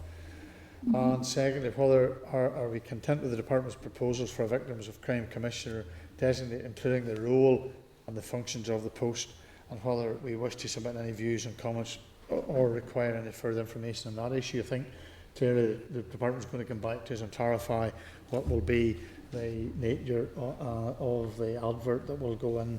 They have this post advertised, so we'll just have to wait and see what that is. Okay, thank you. That brings us then, members, to item 5, and we will endeavour to work our way through these items as expeditiously as we can. An SR, which is the Northern Ireland Police Fund Amendment Regulations 2021. Statutory rule will amend the Northern Ireland, and you'll find these at pages 280 to 287. The statutory rule will amend the Northern Ireland Police Fund Regulations 2016 to ensure compliance with the judgment in the McKee and others versus the Charity Commission. The rule will provide that the board of the fund may delegate any of its functions to a committee of the board or to one or more members of the board or its staff. The committee agreed at its meeting on the 10th of December 2020 that it was content with the proposal for the statutory rule, which is subject to a negative resolution procedure. The Department has advised that there has been no change to the policy content of the SL1 as it was considered by the committee. The formal report from the Examiner of Statutory Rules has been expected to be available for today's meeting, but will now be issued tomorrow. However, the Examiner has provided her written comments which advise that she has no issues to raise with regards to the technical aspects of the rule, and these will be reflected in tomorrow's report. Are members content with the statutory rule? If you're content, then I'll put the question that this Committee for Justice has considered SR 2021/211 the Northern Ireland Police Fund Amendments Regulation 2021 and has no objection to the rule. Agreed? Agreed. Thank you. Item 6, the Police Rehabilitation Retraining Trust Amendment Regulations, Northern Ireland 2021. That's at pages 289 to 295 of the pack today. The statutory rule has a similar purpose as the previous one and will amend the Police Rehabilitation and Training Trust Northern Ireland 2014 regulations to ensure compliance with the judgment of the McKee and others versus the Charities Commission. The rule will provide that the board of the trust may delegate any of its functions to a committee or the board or to one or more of the members of the board or its staff. The committee agreed at its meeting on the 10th of December 2020 that it was content with the proposal for the statutory rule, which is subject to negative resolution procedure. The Department has advised that there has been no change to the policy content since the SL1 was considered by the committee. As before, the formal report for the examiner of statutory rule has been expected to be available for today's meeting, but will be issued tomorrow. The examiner has provided her written comments, which advise that she has no issues to raise with regard to the technical aspects of the rule, and these will be reflected in tomorrow's report. Are members content with the statutory rule? And if you are content, can I put the question that the Committee for Justice has considered SR 2021/112, the Police Rehabilitation and Retraining Trust Amendment Regulations, Northern Ireland 2021, and there's no objection to the rule. Agreed? Agreed. Agreed. That brings us to item number 7, which is the SL1, the proposed Crown Court and Magistrates Court Amendment Rules, Northern Ireland 2022, Domestic Abuse Proceedings, and you'll find the relevant information at pages 297 to 323 of today's pack. The Department of Justice intends to make the amendments to the Crown Court and Magistrate Courts rules relating to the new domestic abuse offence or any other offence aggravated by domestic abuse created in the Domestic Abuse and Civil Proceedings Act, Northern Ireland 2021. The Department considers that there is merit in having court rules to make it clear that the nature of the personal connection should be stated in any notice served by the prosecutor under sections 6 or 19, and that in respect of a challenge the defence should reply by a prescribed format. Draft prosecutor notices along with the draft notice of objection have been provided. The rules will also make it clear that objections should be heard during the course of the trial unless the trial judge formally directs otherwise. The rules will be subject to negative resolution procedure. On the 19th of August, the Department requested the withdrawal of the initial proposals for these amendments to court rules, which had been submitted to the committee on the 4th of August, while operational partners revisited some of the practical outworkings of the proposed changes. However, in accordance with Standing Order 46.8, the document could not be withdrawn without the knowledge and approval of this committee. The initial proposal has therefore been included in the meeting pack, and the changes that were subsequently made have been highlighted by the Department in its revised document dated the 8th of September. And members, they are mostly typos and grammatical, and there's nothing that the staff can see that are of anything of substance. So it's to seek the views of the members on whether they are content with the proposal of the statutory rule or whether any further information or clarification is required. Content? Okay. Yeah. Thank you. Item 8 is the SL1, the Magistrates Court Civil Jurisdiction and Judgments Act 1982 Amendment Rules, Northern Ireland 2021. You'll find that at pages 410 to 413 of the meeting pack. The Magistrates Court Rules Committee is proposing to make a statutory rule, which will be subject to the negative resolution procedure, to reinstate provisions in the Magistrates Court Rules supporting the procedure for maintenance applications under the Langlo Convention, such as recognition, enforcement of the maintenance orders which were omitted in court rule amendments made when the UK left the Convention on its withdrawal from the EU. The UK has applied to rejoin the Langlo Convention in its own right and is awaiting the outcome of the application, which must be unanimously accepted by existing contracting parties. The committee considered this proposal at the meeting of the 10th of June and agreed to request further information from the Department of Justice regarding when the outcome of the UK's application to rejoin the Langlo Convention would be available, and the rationale for bringing forward this rule before the outcome of the application is known. The Department outlined that there is an indicative timetable of 12 months for consideration of an application to accede to the Langlo Convention, although this is at the discretion of the contracting parties to the Convention. The Department also advised that the rule is being brought forward now to ensure steps are in place in the event that the UK's application is successful, but they will only come into operation on the Convention's re-entry into force in the UK. So, are members content with the proposal of the statutory rule, or whether there is any further information or clarification that's required? Content? Okay. Item 9. The Crown Court Amendments number 2 Rules Northern Ireland 2021. You'll find this at pages 334 to 340. Crown Court Rules Committee is proposing to make a statutory rule which will be subject to the negative resolution procedure to reinstate provisions in the Crown Court rules in respect of referrals to the Court of Justice of the EU in certain limited circumstances which were omitted in amendments made in preparation for withdrawal from the EU. The committee considered the proposal on the 10th of June and agreed to request further information from the Department of Justice on the circumstances under which the Crown Court may make referrals to the Court of Justice of the EU. The Department's response sets out details of the articles in the withdrawal agreement and the Northern Ireland Protocol which provide for referrals to the Court of Justice of the EU. And it's whether members are content with the proposal of the statutory rule or whether further information or clarification is required. And Peter? Sure, I mean, certainly, Chair, it seems to be that the impact of this is purely to reinstate a referral to the EU courts whenever we've already left the EU, so I wouldn't be content with this. Okay. Opposed to this. Okay. Any others? I would of the same mind. I wouldn't be content with this as it is. So, obviously, any other comments?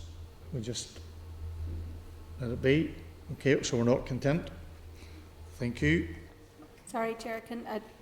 Is that just not to take it as a committee view?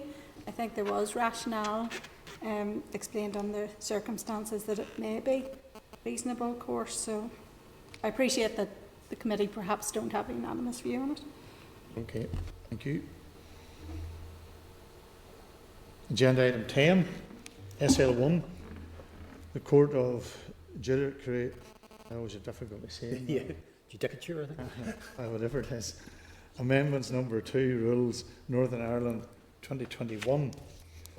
The Court of Judiciary Rules Committee is proposing to make a statutory rule which will be subject to the negative resolution, which will have two purposes. The first is reinstate the provisions of the Court of Judiciary rules that govern the practice and procedure of the High Court and the Court of Appeal, supporting the procedure of applications under the Langlo Convention on jurisdiction and the recognition and enforcement of judgment in civil and commercial matters, which were omitted in the court rule amendments made when the UK left the conventions on its withdrawal from the EU. The second is to reinstate provisions in the court rules in respect of the referrals to the Court of Justice of the EU in limited circumstances, which are omitted in amendments made in preparation for the withdrawal of the EU. The committee considered the proposal on the 10th of June and agreed to request further information from the Department of Justice in the circumstances under which the High Court and the Court of Appeal may make referrals to the Court of Justice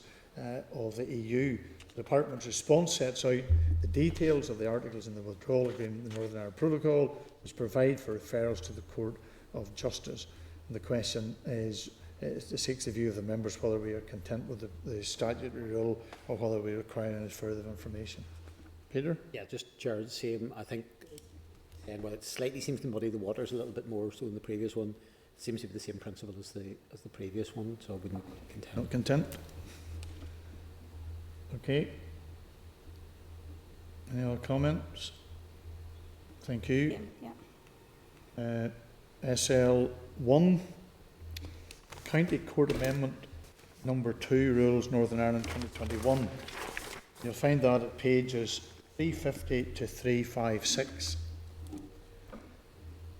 County Court Rules Committee is proposing to make a statutory rule which will be subject to the negative resolution procedure to make the same changes to the rules that govern the practice and procedure in the county courts as have just been outlined of those rules that govern the practice and procedure in the High Court and Court of Appeal. The Committee also considered this proposal on the 10th of June and agreed to request further information of the Department of Justice on the circumstances under which the county courts may make referrals to the Court of Justice of the EU. The Department's response sets out the details in the articles in the withdrawal agreement, the Northern Ireland Protocol, which provides the referral to the Court of Justice of the EU.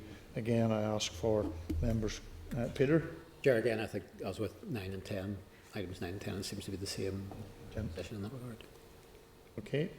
Chair, likewise, my comments from earlier apply. Okay. Ditto under 10 and 11. Thank you. Thanks for your help in that. That brings us to item 12 of the agenda. The Domestic Abuse Civil Proceedings Act Northern Ireland 2021 implementations of Section 28 of the Domestic Abuse Waiver for Legal Aid update. You'll find that, members, at page 358 to 373. At the meeting on the 13th of May, the Committee considered an update provided by the Department of Justice on the work being undertaken to assess and quantify the risks and develop a plan to give effect to the legal aid provisions in the Domestic Abuse and Civil Proceedings Act, and agreed to request a timetable for the conclusion of the work and a further update on the progress in September. The Committee subsequently considered the Department's response on the 17th of June and requested a range of additional information. The response from the Department providing this information was included in the papers for last week's meeting, and the Department has now provided a further short written update. The Department has indicated that the domestic waiver for legal aid for victims of domestic abuse in response to Article 8 Children's Order proceedings will be commenced at the same time as the domestic abuse offence in February 2022, if not earlier, and has set out the stakeholder engagement being undertaken to consider the evidential test for the waiver. And again, it's to whether we are content to note the current position regarding the implementation or whether we require any further information. And just, this was an issue that I know Rachel, and as she's put her hand up, had raised a particular issue in relation to. So, Rachel? Thank you, Chair. Yes, I just want to welcome the commencement of this clause in the waiver along with the offence. This is something that was subject of much debate. I'm really glad to see that written down for us today. I suppose the only suggestion that maybe the committee could request a further written update, if agreeable, is whether or not the committee would be provided with a copy of the outline business case, including the details of the options considered whenever that becomes available.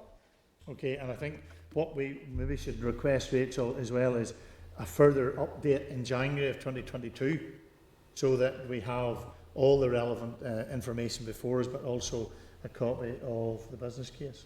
Agreed? Okay. I'm happy to have it every month if that helps, but January. Okay. Sinead, and then Peter, and then Robin. Thank you, Chair. I too want to welcome this, and I note from the correspondence from the department there was much discussion on this, and this is quite a significant principle in terms of any department flagging up in legislation the ability to stall legislation because of a potential repercussive effect. And I have not read anywhere in any reply from the department that they have absolutely explored fully and excluded the possibility of repercussive effect. And I would like to have a paper trail of what happened inside the department to establish whether there is or there is not repercussive effect, because I think this may lay a benchmark for other legislation going forward in terms of what does that investigation look like? Does that include the Home Office? I genuinely don't know, and there hasn't been any explicit wording from the department to say we have investigated and concluded that there is no repercussive effect, as we had warned the possibility of. So I just think, as a marker of clarity and transparency, it would be wise for this committee to have clearly on record the outcome of any investigation and how that investigation looked. And I do think it's important that we do have the options paper in front of us as soon as possible. Thank you, Chair. Okay, great. Peter? Yeah, just a brief point, because I would concur with what both Rachel and Sinead had said, but I think the only other, I think an updated, probably a part of the update, it may be useful if the department could outline. So, I assume obviously as part of this will be certainly a level of awareness amongst those in the legal profession when this comes into effect on that basis. But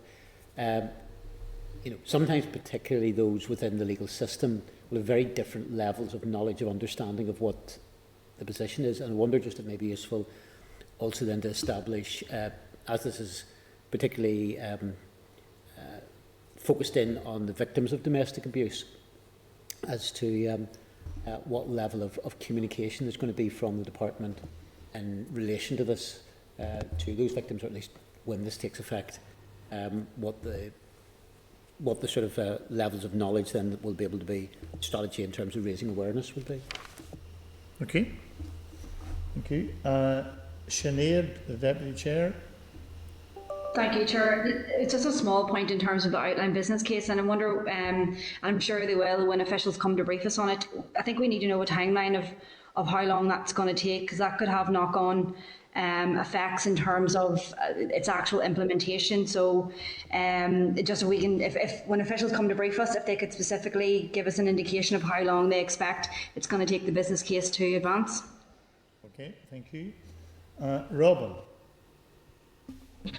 Thank you, Chair. And generally, like everybody else, supportive of the provisions. And you've asked for a business case to be presented, and I think that's fine. But maybe just, I think in terms of the waiver and whether that's expected to be operational at the same time as the other relevant provisions come into effect. But perhaps that will be covered in the business case as it's outlined at your request, Chair. Okay, thank you. Okay, any other queries or questions? Just make sure I've covered everybody. Okay, thank you.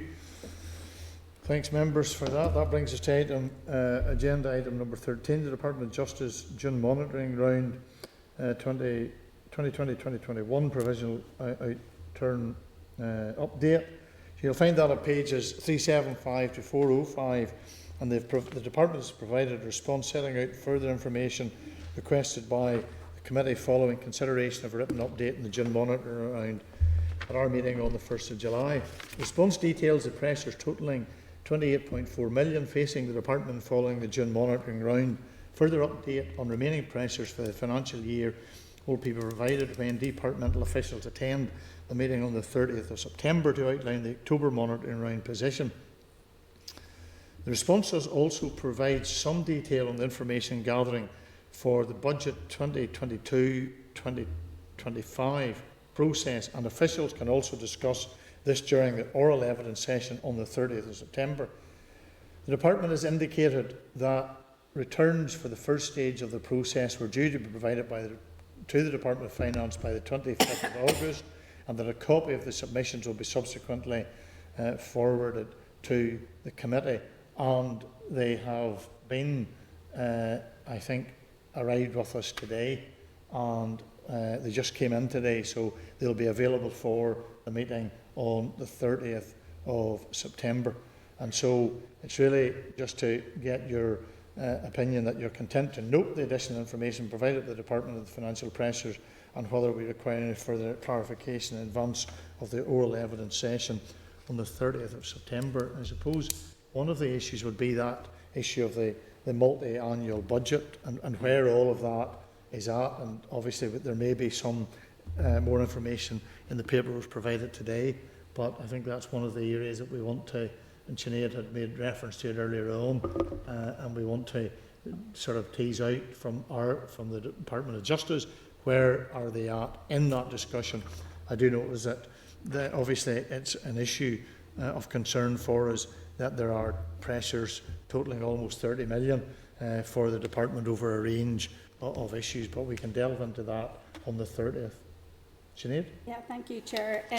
Chair, it has to be noted that the amount of 11 million sitting against the change to the personal injury discount rate, which we're discussing here at committee, and I've no doubt other departments will have a figure sitting against that, and I know we as a committee have been urged and told not to be mindful of that figure, but I want to know, given that the Department of Justice are a lead on carrying out this work, that they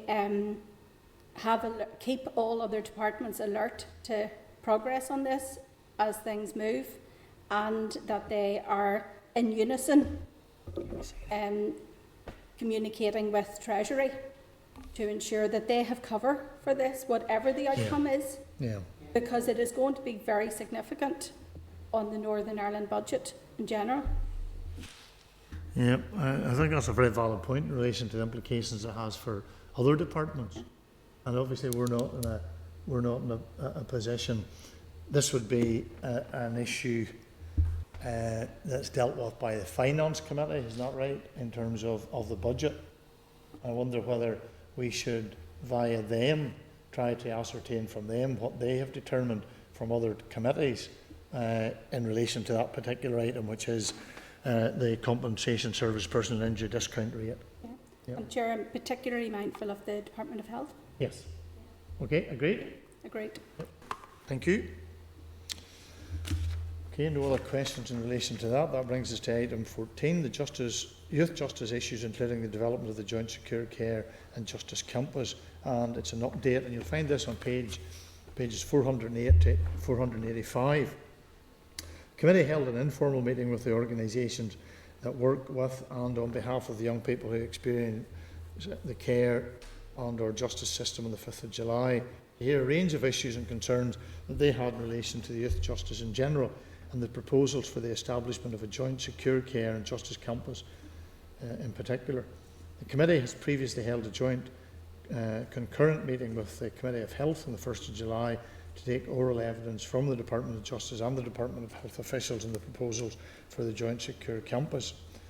Separately, the committee has referred a response from the Department of Justice setting out the actions being taken by the Youth Justice Agency to address the findings of the recommendations in the Northern Ireland Audit Office follow-up report on its 2017 review on managing children who offend in Northern Ireland to the Northern Ireland Commissioner for Children and Young People for her views on the comments on the Commissioner attended the meeting on the 8th of July to discuss this, the proposals for a joint secure care and justice campus and other youth justice issues.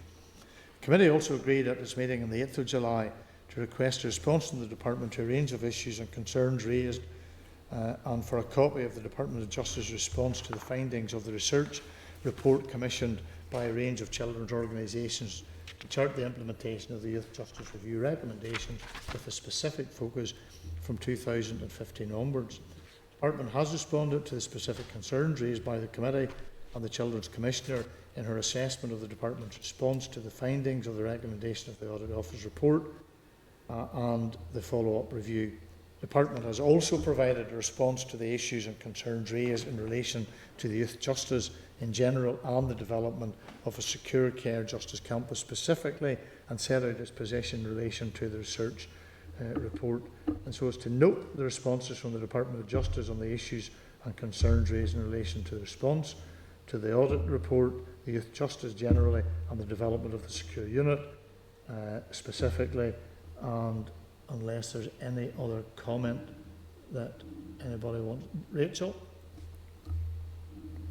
Thank you, Chair. I know that there was a lot in the report and the letter from the department, and I have a number of questions. I don't know if you would like me to go through them, or I'm happy to send you over them, but there was things put in there about factual inaccuracies in the trace and the review report, but no indication of what they were. There was mention of work going on within the PSNI and residential children's homes to reduce the number of children being arrested from those settings, but I don't believe that the committee has had any information about what that is.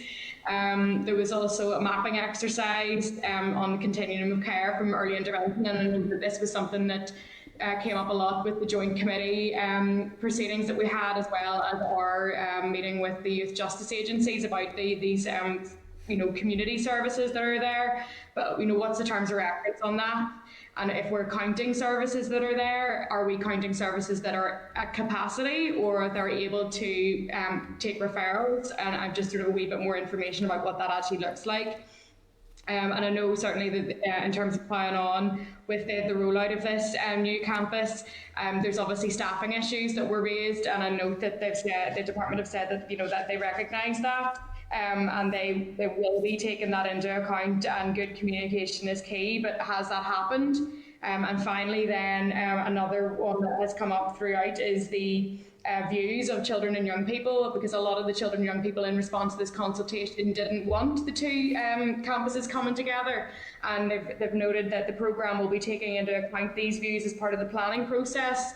But I'm still a bit of a loss about how that's going to happen, given the children and young people interviewed didn't want that to happen in terms of that mechanism. So as I say, I'm more than happy to email yourself and Christine over specific questions, but I think there's a few more questions there that I certainly would like to be answered.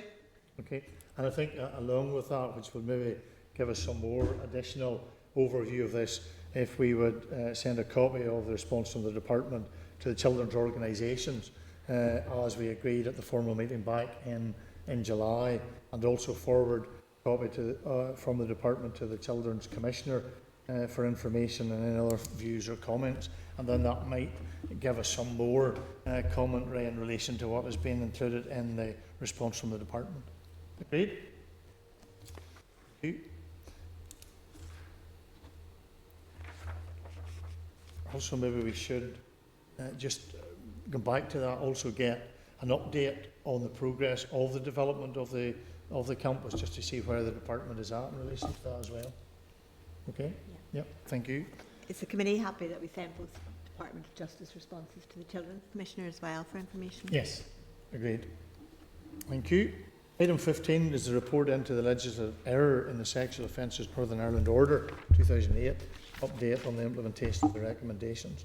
You'll find that, members, at pages 488 to 738. At our meeting on the 17th of June, the committee noted an update provided by the Department of Justice on progress in the work to the implementation of the recommendations in the report into the legislative error in the Sexual Offences Northern Ireland Order 2008, and agreed to request a further update on the three recommendations relevant to the Police Service of Northern Ireland, the Public Prosecution Service and the Office of the Lord Chief Justice, and a copy of the enhanced guide to tackling recurring policy issues and legislation published by the Office of Parliamentary Counsel. The Department has provided a copy of the guide and a briefing paper summarising the implementation steps taken by each of the organisations and how concerns expressed about possible resourcing issues may be addressed, and signposting the next steps. Are members content to note the update provided by the Department, unless there's any other specific questions? Thank you. Item 16, the Forward Work Programme, and that's at page 740 to 748. The Department has asked that we provide details of the items of business that intends to bring forward before the end of the year, and a list has been included in the pack with indicative timescales. The main priorities of the committee during this period is the completion of the committee stages of the Damages Return on Investment Bill, the Protection from Stalking Bill, the Justice Sexual Offences and Trafficking Bill also needs to be progressed if it is to get through the Assembly before the end of the current mandate. And so if we could seek the agreement of members to schedule the work items requested by the Department in October and an oral evidence session with departmental officials to discuss the issues raised and the evidence received on the Protection from Stalking Bill for our meeting on Thursday the 14th of October, prior to the committee undertaking its formal deliberations on the provisions of the bill. And also, if we could note the work items outlined by the Department for November and December and give further consideration to the capacity to schedule these once the oral evidence sessions on the Justice, Sexual Offences and Trafficking Victims Bill have been agreed. All I can say is we're going to be busy from now to Christmas Eve, and I don't want to have to maybe schedule some work over Christmas, because I think I wouldn't be too popular if that was the case. So members, it's a pretty heavy load, particularly legislatively, but and it may be, and this is something we may need to consider, and we have to consider our staff in relation to all of this, who serve as this committee in an exceptional manner. But to take maybe some of that load at some stage, we may have to consider an additional meeting at some stage, so that we're not trying to cram certain things all into just one meeting on a Thursday. So we'll maybe give a bit of thought to that, which might be of help to everybody to try and see how we could manage the workload. Any comments in relation to any of that? Content? Okay, thank you. That brings us to item 17, the correspondence. 13 items of correspondence, which is pages 751 to 972. And I'll just draw your attention to two of the items to the meeting pack, and then if members have any other issues that they want to raise in relation to the correspondence, please indicate. Item 17.8 at page 898 to 915. It's a notification of the publication of the NISRA Official Statistics Bulletin, which presents data on the average length of time taken to complete criminal cases dealt in the Crown and Magistrates Courts in Northern Ireland in 2021-2022. The average is measured as a number of the days at which 50% of cases have been completed, and the bulletin highlights that completion in cases during that period was severely affected by the COVID-19 pandemic. While COVID-19 has no doubt compounded the delays in the criminal justice system, there has been ongoing for a number of years without any noticeable or sustained progress in making any reduction to the time taken for cases to be completed, particularly in relation to more serious offences. And so if the committee is in agreement, we'd ask the Department for a briefing paper setting out further details on the time taken for criminal cases at each stage of the process, and what new actions are being taken to being considered, given the scale of delays that have been ongoing for many years and been compounded by the pandemic. And you may have noticed that there was change made to the presentation that we had from officials in the documentation in relation to the Victims and Crimes Commissioner.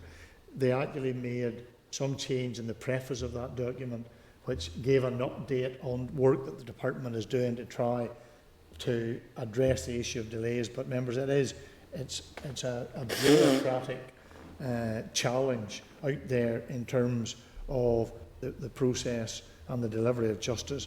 But always remember that in that process we have victims, we have families, we have individuals, and it clearly has a huge impact on those people. So if you're agreed, we'll get that further information from the department.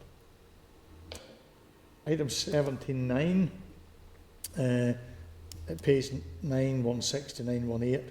It's a response to the Department of Justice detailing the progress to address the strategic recommendations in the Sir Ginny report on the probation practice in Northern Ireland relating to the reviewing the status and governance arrangements for the probation board. The review of the arm's length body being undertaken by the Department of Finance has not identified any specific recommendations in relation to the probation board. Therefore, the department is engaging with the board and others to identify areas of consideration and possible options to inform the development of proposals for consultation. And it's to seek agreement from members to request an update from the department of Justice on any other views or conclusions the review of arm's length bodies has come to in respect of justice bodies, because they've only made specific reference here to the issue in regards to the probation service. Agreed? And also, are we content to action the remaining items of the correspondence as set out? Well, Doug? Yeah, just sorry, Chair. Just on correspondence 1714, which is the award of damages to a minor. Lord Gillen's review says that we should sort of bring something in to compel a requirement for court to approval in all cases involving a settlement of an award of damages to a minor. Is there any way we can write to the Department for Justice to see where that is and what effect it would have on the damages return of investment bill? Yep. If that was to be brought in before or after the rate's been struck? Okay. Agreed? Agreed. Sinead, Deputy Chair? Sorry. Oh, sorry. Sorry, this is the challenge I'm going to have. Having two Sineads is like having two Peters is always. So I'll refer to Sinead as the Deputy Chair, and then we'll know the distinction between the two. So we'll have the Deputy Chair, and then we'll have Sinead, who's here. Thank you. Thank you, Chair. No, it's just on the major review of court estates, which is due to happen before the end of the financial year. So I think obviously because of the Coronavirus Act, court cases in the criminal court have been able to still proceed remotely. So it's just a concern, if that was discontinued or repealed. It's gonna, because obviously it was a really good way of dealing with the backlog in cases. So I would just have a concern if that's repealed next year, that you're back to square one, where you're stuck in this mire of a backlog of cases. So, and my understanding is it cannot be. We would need to go down a legislative route in terms of retaining that facility. So it's just, maybe we could ask the department whether they've considered that, and is there any plan really to in terms of their own capacity for dealing with cases in the backlog, whether they've considered that, and there's a plan in place to sort of cope with that. Yep, okay. Yeah, I know that whenever I met with the previous Lord Chief Justice, obviously it was an issue that he had raised, because they had found the arrangements to be something that had been a help to get them to navigate through the backlog. So yeah, I think it's timely that we would ask where that is at the minute. Yep, thank you. Thank you. And Sinead, who is present with us in the building. Thank you, Chair. No, thank you, Chair. Doug Beatty made the exact point I had intended making around the legal cases for damages to minors and that item of correspondence, but Doug very aptly made the connection as well to the current legislation that's in front of us, so that would be appreciated. Thank you. Okay, thank you. And if there's no other questions in relation to correspondence, are we content then to action the remaining items of correspondence set out in the cover sheet? Agreed? Great. Thank you. Item 18 is the Chairman's business, and you'll be glad to know there is none. I've raised it earlier, so I think that's us. Can I just check the Deputy Chair? Have you your hand up for another question? No? Maybe just... Well, no, sorry, I mustn't have taken it down, but I actually do want to ask raise a point under equity, if that's possible. Okay, yes, go ahead. Okay, so obviously it's before my time, but I'm aware that the committee back an earlier part of this year agreed to commission a research paper on the laws tackling online trolling in other jurisdictions. So it's just really seeking an update on where that research is at. We got that, Sinead, I'll send you that.